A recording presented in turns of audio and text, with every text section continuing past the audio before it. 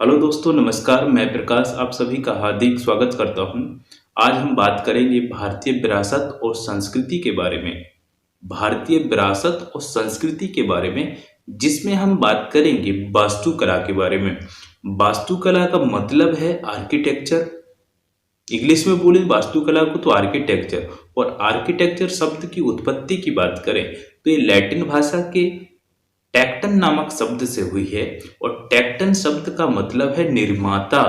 English में बोले तो बिल्डर। यानी टैक्टन शब्द की जो उत्पत्ति हुई है वो लैटिन भाषा के शब्द शब्द से हुई है। एक लैटिन भाषा है, उसका शब्द है टैक्टन। और टैक्टन का मतलब है निर्माता। निर्माता की बात करें तो इसका मतलब है बिल्डर। ओके। एक प्रकार से वास्तुकला की उत्पत्ति जो हुई है वो आर्किटेक्चर नामक शब्द से हुई है। और आर्किटेक्चर को लैटिन भाषा में टैक्टन बोलते हैं। और टैक्टन का मतलब है निर्माता। और निर्माता को इंग्लिश में बोले तो बिल्डर। जब से आदिकालीन मानव ने अपने लिए आश्रय का निर्माण करना आरंभ किया, तब से ही उसने अपने साथ में वास्तुकला को साथ में लेकर चला है। आदि मानव, इसमें हम सबसे पहले बात करेंगे तो देखेंगे हड़प्पा कालीन सभ्यता की वास्तुकला के बारे में। तो भारतीय वास्तुकला के प्राचीनतम साक्ष्य जो प्राप्त हुए हैं हड़प्पा, मोहनजोदड़ो, रोपड़, कालीबंगा, लोथल और रंगपुर आदि स्थलों से उनको हमने प्राप्त किया है, जो सिंधु घाटी सभ्यता का या हड़प्पा सभ्यता के अंतर्गत आते हैं।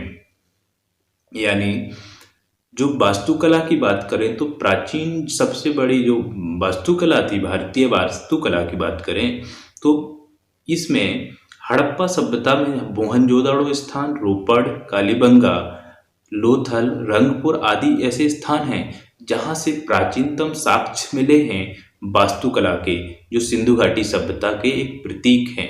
ओके। लगभग 5000 ईसा पूर्व तीसरी शताब्दी में यह स्थान गहन निर्माण कार्य का केंद्र रहा है। जो इस जितने स्थान मैंने बताए हैं 5000, लगभग 5000 ईसा पूर्व यानी तीसरी शताब्दी में क्या रहा है, ये स्थान है जो मोहनजोदाड़ो, रोपड़, कालीबंगा, रंगपुर, इन सभी का एक वास्तुकला का केंद्र इनको माना जाता है। नगर योजना उत्कृष्ट भी इस सभ्यता के दो प्रमुख स्थल हड़प्पा और मोहनजोदाड़ो।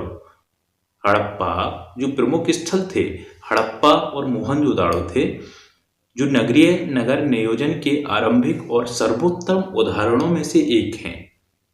जो नगर का जो नियोजन था, जो उसके स्ट्रक्चर था, उसकी बसावट का, वो एक प्रमुख उदाहरण मोहनजोदाड़ो और हड़प्पा थे। दो ऐसे शहर थे जो प्रमुख रूप से वास्तुकला के लिए जाने जाते हैं। ओके। और उनकी बसावट, उनका नगर नियोजन का तरीका बहुत ही उत्कृष्ट था, जानने लायक था। इसलिए सर्वोत्तम उदाहरणों में से एक उदाहरण इनको माना जाता है।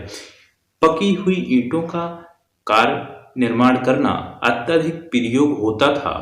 और साथ ही साथ सड़कों की बात करें तो सड़कें चौड़ी और एक दूसरे को समकोण पर काटती थी। यानी जो सड़कें थीं तो एक दूसरे को 90 डिग्री जैसा एंगल बनता है, ऐसे ही काटती थीं। ऐसा नहीं था कि आड़ी तिरछी सड़कें हुआ करती थी। एक व्यवस्थित तरीके से सड़कें हुआ करती थीं, चौड़ी सड़कें हुआ करती थीं। व्यवस्थित तरीके से ये शहर बसे हुए थे। कौन से? मोहनजोदाड़ो, हड़प्पा, सिंधु घाटी कालीन सभ्यता की बात कर रहा हूं मैं वास्तुकला के बारे में। जल निकासी के लिए प्रणाली की बात करें तो इस युग के दौरान विकसित नियोजन और अभियांत्रिक कौशल का प्रमाण देती हैं। यानी जो जल का निकासी का जो नालियां बनी हुई थी, तो वो नालियां अपने आप में एक प्रकार से यह बताने की कोशिश करती हैं कि उस टाइम पे भी इंजीनियरिंग का दौर था, अभियांत्रिकी का दौर था, जो इन जल निकासी की नालियों से जानने को मिला है। ओके। तो इन सभी के बारे में, वास्तुकला के बारे में, हड़प्पा कालीन सभ्यता के बारे में बताया गया है। तो हड़प्पाकालीन नगरों की विशेषताओं की बात करें तो जब हम हड़प्पा सभ्यता का व्यवहार देखते हैं तो हमारा तात्पर्य नगरीयता के रूप में प्रकट एक संस्थागत नेटवर्क से होता है। जब भी हम हड़प्पाकालीन सभ्यता की बात करते हैं तो हमारा जो तात्पर्य रहता है, हमारा जो मतलब हो जाता है, वो हड़प्पाकालीन सभ्यता के साथ साथ जानने में हमें वहाँ की नगरीयता का यानी वहाँ के शहरीकरण के बारे में जानने की लालसा उत्पन्न हो जाती है। हड़प्पा और मोहनजोदाड़ो के अवशेष नगर नियोजन की उत्कृष्टता को प्रदर्शित करते हैं। जैसा कि मैंने पहले बताया है, हड़प्पा और मोहनजोदाड़ो के ऐसे शहर थे जो कि नगर नियोजन की उत्कृष्टता यानी सर्वोच्चता को अपने आप में अंकित करते हैं, अपने आप में प्रदर्शित करने का जो एग्जाम्पल बने हुए हैं। हड़प्पा कालीन सभ्यता के दो ऐसे शहर थे, मोहनजोदाड़ो और हड़प्पा। ओके, अब यहाँ हम बात करें हड़प्पाई नगरों में से कई नगर दो या दो से या उससे ज़्यादा हिस्सों में विभाजित हुआ करते थे। प्राहा पश्चिमी भाग जो होता था, जो पश्चिमी भाग था तो वो छोटा लेकिन ऊंचाई पर बना हुआ भाग था। जो पश्चिमी भाग था हड़प्पा कालीन सभ्यता का, तो वो छोटा तो था लेकिन ऊंचाई पर बसा हुआ भाग हुआ करता था। पूर्वी हिस्सा बड़ा था लेकिन यह निचले इलाके में था। हड़प्पा कालीन सभ्यता की बात करें तो जो पश्चिमी इलाका था वो कैसा था, वो था एक ऊंचाई पर बसा हुआ लेकिन छोटा था। और जो पूर्वी हिस्सा था वो कैसा था, नीचे तो था लेकिन उसका जो विस्तार था वो बड़ा था। ओके, ये सब चीजें हैं हड़प्पा कालीन सभ्यता की विशेषताओं के बारे में हम बोल सकते हैं, हम जान रहे हैं विरासत के बारे में। ठीक है, तो तुलनात्मक अध्ययन की बात करें तो सिंधु सभ्यता अपने शहरीकृत नियोजन के लिए विख्यात है। जो सिंधु की सभ्यता है, सिंधु घाटी सभ्यता है, वो अपने शहरीकरण के लिए एक विख्यात सभ्यता है। विशेषकर स्वच्छता के लिए भी आजकल की जो मैन हॉल जैसी व्यवस्थाएं की गई हैं तथा जल निकासी प्रणाली के क्षेत्र में जो हमें व्यवस्थाओं की बात करें तो जो जैसे मैन हॉल बने हुए शहरों में, तो उस टाइम पे भी एक बहुत ही अभियांत्रिकी का एक एग्जाम्पल ये सभ्यता छोड़ती है। इसमें जल निकासी हुआ और स्वच्छता की बात करें, सभी प्रकार के उदाहरण देखने को मिलते हैं सिंधु घाटी सभ्यता में, जो अपने आप में एक एग्जाम्पल बनी हुई हैं। ठीक है, तो इस प्रणाली के क्षेत्र में आज के शहरी भारत में इन दोनों आधारों को हम सिंधु सभ्यता का निवेश मान सकते हैं। यानी जो आज के भारत की जो स्ट्रक्चरल यानी संरचनात्मक तरीके से बनावटों की बात करें तो सिंधु सभ्यता को एक एग्जाम्पल के तौर पर ले सकते हैं और उससे कॉपी कर सकते हैं, क्योंकि वो अपने आप में एक विकसित सभ्यता थी। ओके, आज ज़्यादातर शहरों में हम स्वच्छता तथा जल निकासी को योजनाबद्ध रणनीति के द्वारा देख रहे हैं और परिणाम स्वरूप ज़्यादातर भारतीय शहर बाढ़ के प्रति अत्यंत संवेदनशील तथा अस्वच्छ तथा प्रदूषित शहर हैं।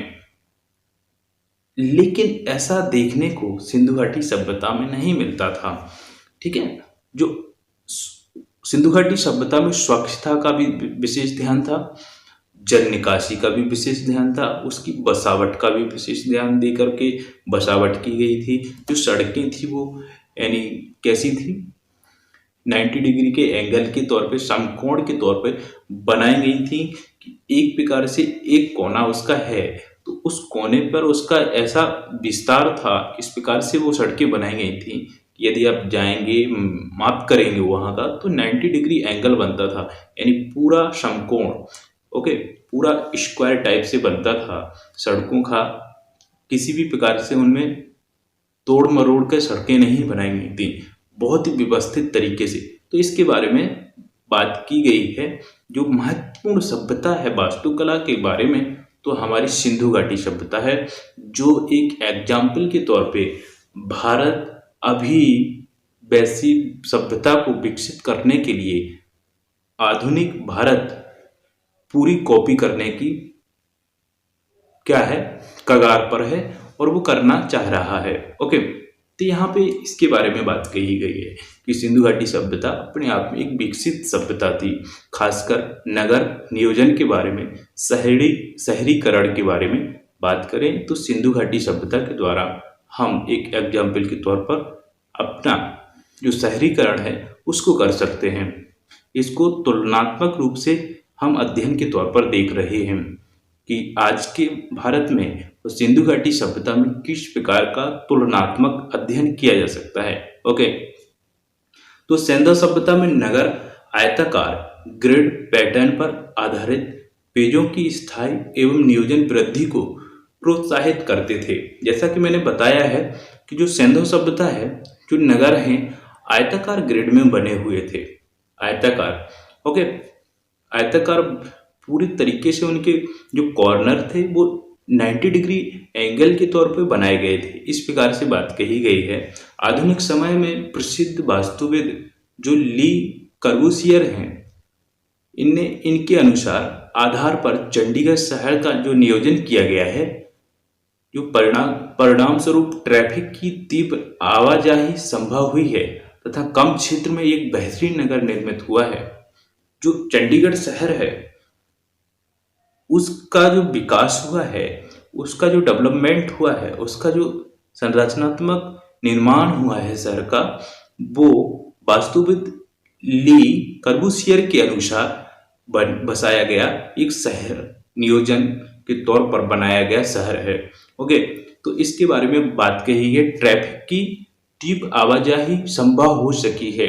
ओके, तो एक जो चंडीगढ़ शहर को बनाया गया है उसमें इस तरीके से उसको बनाया गया है कि ट्रैफिक में भी, आवाजाही में भी किसी भी प्रकार का जो ट्रैफिक लगता है, जो रोडों पर देखने को मिलता है, उसमें किसी भी प्रकार की प्रॉब्लम्स क्रिएट नहीं होती है। इस प्रकार से चंडीगढ़ शहर को बनाया गया है, जो हमारे वास्तुकला का एक आधुनिक तरीके से बनाया गया एक संरचनात्मक शहर है। इसका भी एक एग्जाम्पल ले सकते हैं। जो प्रसिद्ध वास्तुविद हैं ली कर्बूसियर ने इसी आधार पर चंडीगढ़ शहर को बसाया है। किसके आधार पर? सिंधु सभ्यता के आधार पर। सिंधु सभ्यता है, इसके आधार पर चंडीगढ़ शहर को बसाया है। ओके, तो इसकी बात कही गई है।